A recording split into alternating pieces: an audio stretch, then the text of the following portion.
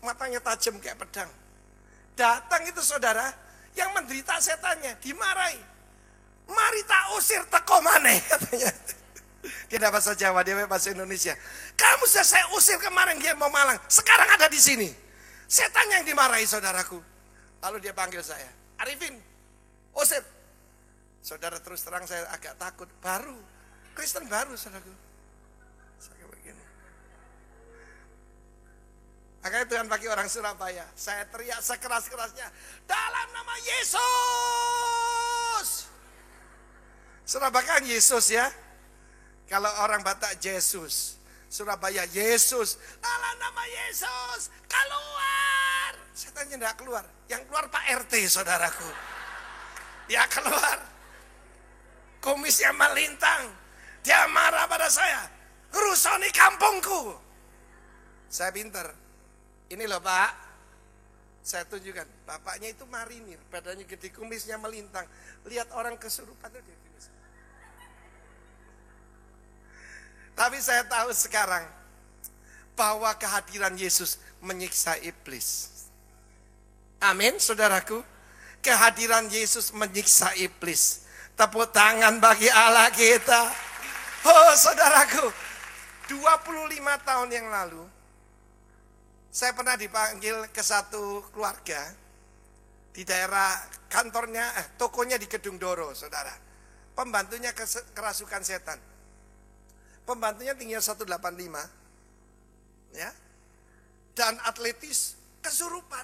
Waduh saudara, tiang besi setinggi 3 meter, itu menghancurkan semua tokonya.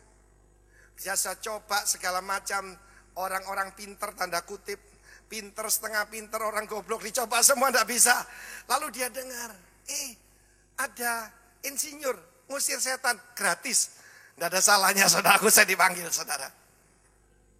Saya dipanggil. Dan anak itu sedang terbalik, matanya putih. Saya ambil gitar. Kalau menyiksa iblis gampang. Sebut nama Yesus. Sebut darah Yesus, dia tersiksa. Sebab itu kekalahannya. Kekalahannya ketika Yesus sukarela menyerahkan nyawanya buat saudara saya. Dan bangkit kembali. Itu mempermalukan iblis. Tepuk tangan bagi Allah kita.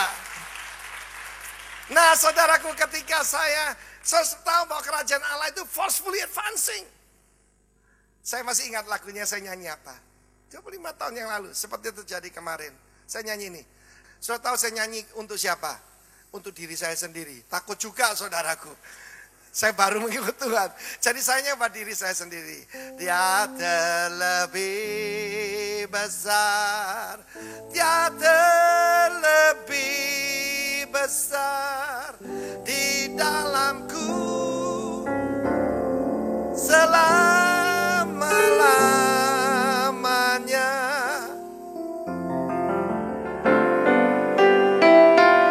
Lebih besar. Kamu nyanyi. Dia terlebih besar di dalamku. Di dalamku. Dia terlebih besar. Dia terlebih besar di dalamku selama-lamanya. Mendadak badannya kaku, lalu blek jatuh ke lantai, mulai menggelepar seperti ular. Dan mendadak saudara, bos-bosnya kumpul semua sambil gemeteran gini saudara. Ada yang nyebut nama dewanya macam-macam dah. Mendadak dia berdiri, kepalanya mau dihantamkan jendela kaca. Nah kalau lehernya terpotong, polisi masa percaya saya bilangin orang kesurupan. Tapi the forceful man, untung dulu belajar judo saudara, saya tangkap dia. Zat, begitu ya saudara. Dan ketika dia jatuh, dia jatuh, saya bilang sama bos-bosnya, lu gak mau bertobat, lu jadi kayak dia. Oh, gemeter saudara. Semua surat jimat, kalung jimat dilepas semua. It was 25 years ago. Dan mereka menjadi hamba-hamba Tuhan. Satu jadi pendeta sepenuh waktu. Tapi bapaknya belum mau bertobat. Tapi tidak ada yang sia-sia. Minggu yang lalu, Waktu bapaknya dalam keadaan koma. Papanya Chinese totok, saudara. Begitu bangun, papanya ngomong gini, thank you Jesus. Thank you Jesus. Kaget anaknya.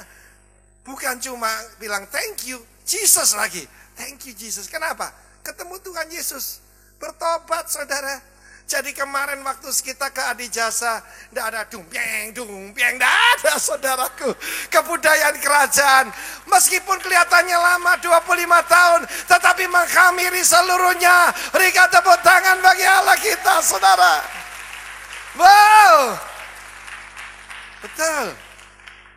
Kerajaan Allah itu ragi kecil. Saudara, di keluarga saya yang pertama lahir baru. Di keluarga istri saya, cuma istri saya. Satu orang. Tapi saya ingat satu hari itu, ketika omanya meninggal, dia berkata semua sembayangan tanam dalam tanah. Anak-anaknya ikut Tuhan Yesus. Wow. Karena satu orang kecil, but the least of the kingdom is greater than any man, any power. Saya mau beritahu engkau bukan orang lemah. Engkau orang yang berkuasa. Orang yang punya kekuatan. Orang yang punya pengaruh. Berikan tepuk tangan bagi Allah kita. Yes. Mulai hari ini rubah pikiranmu. Engkau adalah orang yang berkuasa. Orang yang berpengaruh. Seringkali kita berpikir orang berpengaruh gini. Oh, orang itu kaya, pejabat. Belum tentu saudara. Tetapi the least in the kingdom is more greater than anything. Saya akan tunjukkan pada saudara catatan sejarah yang benar terjadi. Bagaimana satu orang bisa mempengaruhi seluruh bangsa. Ada seseorang hamba Tuhan bernama Abraham Kuyper. Boleh tampilkan gambarnya. Dia Perdana Menteri Belanda 1901-1905. Awal abad 20. Siapa dia ini? Dia seorang hamba Tuhan. Tapi di sekolah teologianya diajarkan Yesus itu cuma manusia biasa. Mujizat itu dongeng. Dan diajarkan ada zaman mujizat. Jadi sekarang bukan zaman mujizat. Saya mau beritahu mujizat tidak ada zaman. Dari dulu sampai sekarang tetap ada saudaraku. Dan bahkan siang hari ini saya bisa menerima mujizat saudara. 1817, lihat sejarah. Apa yang terjadi terkenal sekali. Revolusi Perancis. Ketika revolusi Perancis bergolak Eropa saudara. Eropa bergolak. Semua negara, yaitu rakyat yang mau menggulingkan pemerintahnya. Di mana ada satu perkataan yang di mana-mana ada. Revolusi, revolusi, revolusi, revolusi, revolusi. Gulingkan pemerintah yang ada. Kita bikin yang lebih baik. Sosialisme, saudara. Waktu itu Abraham Kuyper, dia bukan cuma jadi pendeta. Dia jadi wartawan. Dia mempengaruhi dengan pikirannya. Anda tahu apa yang kekuatan seseorang? Pikirannya. Idea is powerful. Orangnya bisa mati, idea masih ada. Ya saudara. Dari mana faham ateisme? Dimulai orang gila. Saudaraku, ya Karl Marx, Engels, Lenin, saudaraku. Dan ide itu orang yang udah mati. Teman saya baru kembali saudaraku dari Saint Petersburg. Itu ada mausoleum daripada Lenin. Orang yang udah mati. Tapi idenya masih jalan. Nah saudara yang kasih, dia mengajarkan lewat 2 koran terbesar. Dia juga anggota dewan. Sebelum jadi Perdana Menteri, dia anggota dewan. Dan saudaraku, dia memberikan pemikiran-pemikiran yang luar biasa. Dia seorang dosen. Dan dia mengajarkan bahwa Tuhan menciptakan, kita bukan keturunan kera. Masih ada yang percaya keturunan kera? Saya sering katakan kalau ada orang percaya dia itu keturunan kera, sangat yakin, tataplah wajahnya, pasti mirip. Engkau percaya engkau keturunan King Kong, terserah engkau. Tapi aku keturunan the King of Kings. Siapa di sini keturunan the King of Kings? Even we are the kings. He's the King of Kings. Saudara, dia pada waktu 1901 diminta oleh Ratu Wilhelmina saat itu untuk jadi Perdana Menteri. Dia memberikan syarat. Boleh. Tapi saya harus adakan reformasi. Apa reformasinya? Dipisahlah antara kekuasaan gereja dan kekuasaan kerajaan. Sebab kalau jadikan satu, waduh saudaraku, teokrasi, bahaya sekali. Dipisahkan oleh dia. Gereja tidak boleh mempengaruhi. Gereja dalam arti institusi. Ya. Lalu saudaraku, partai anti revolusi, dia kata tidak boleh ada anti revolusi. Kita semua taat pada pemerintah. Dia mengatur semuanya dengan baik. Dia mendirikan sekolah-sekolah gratis. Dia membangunkan sekolah-sekolah yang didasarkan Alkitab, saudara. Ya, yang tidak percaya manusia keturunan monyet, saudara. Lalu dia mendirikan universitas paling top di Nederland yang sampai sekarang masih ada, Vrije Universiteit. Ini orangnya. Satu orang can change the nation. Nation builder. Istri saya satu orang. Merubah keluarganya. Saya satu orang. Merubah keluarganya. Musa satu orang. Satu orang. Papa mamanya serahkan diri pada Tuhan. Nah, kemarin seperti saya ceritakan itu. Ya, apa yang kita tabur 25 years ago. Saya kemarin waktu datang itu berbahagia sekali. Karena dia bilang, thank you Jesus. Dia terima Tuhan sebelum meninggal. Tepuk tangan bagi Allah kita. Haleluya. The kingdom of God forcefully advancing. Setiap daripada kita punya pengaruh dalam hidup ini. Dan biarlah hidup ini memberikan pengaruh yang positif. Bisa merubah. Mulai dari yang kecil. Keluarga inti Anda. Keluarga besar Anda. Teman-teman Anda. Saya masih ingat saudara ketika saya bertobat. Tahun 1980 mulainya ya. Saya kenalan dengan Pak Musa. Saya bukan tipe hamba Tuhan yang menyembunyikan diri. Oh, ini tidak kudus. Ya, pada zaman itu saya diejek pendeta-pendeta di Surabaya sini. Arifin itu pendeta tidak kudus. Tangan kanan pegang Alkitab, tangan kiri pegang buku cek.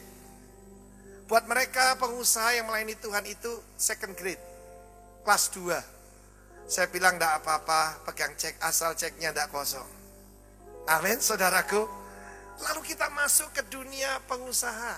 Kita masuk ke komunitas-komunitas. Saya dulu masuk komunitasnya Pak Musa.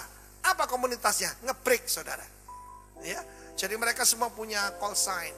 Yankee Bravo, Yankee Charlie. Saya ditanya, siapa Anda? Saya bilang, Alfa Romeo. Anak raja, saudaraku. Amin. Yang mereka Yankee Charlie, saya Alfa Romeo. Alfa Romeo itu apa ya? Dan apa yang terjadi? Breaker pada bertobat, saudaraku. Tepuk tangan bagi Allah kita, saudara. Anak-anak kita di Denpasar memberikan new culture. Kepada apa? Harley Davidson. Mereka dirikan satu klub kecil namanya Rock Riders. Jadi kalau saya ingat saya setir Toyota Harrier saya dikelilingi 25 pengendara Harley. Jemaat kita, saudara, Rock Riders. Tapi mereka kebudayaannya beda. Sebab yang dibonceng bukan pacarnya. Yang dibonceng istrinya sendiri. Amin. Mereka tidak mabuk-mabukan. Sebelum pergi perjalanan, mereka doa dulu.